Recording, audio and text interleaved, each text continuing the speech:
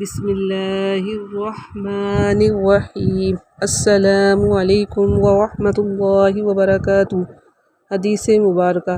رسول اللہ صلی اللہ علیہ وآلہ وسلم نے فرمایا، 3 خصوصیات ایسی ہیں کہ جس میں پائی جائیں گی وہ ایمان کی شیرینی پا لے گا۔ اول یہ کہ اللہ اور اس کے رسول اسے سب سے زیادہ عزیز ہوں۔ دوسری یہ کہ وہ کسی شخص سے محبت صرف اللہ کے لیے کرے۔ تیسرا یہ کہ اسے کفر کی لوٹ کر جانا اتنا ناگوار ہو جیسے آگ میں پھینک دیا جائے گا۔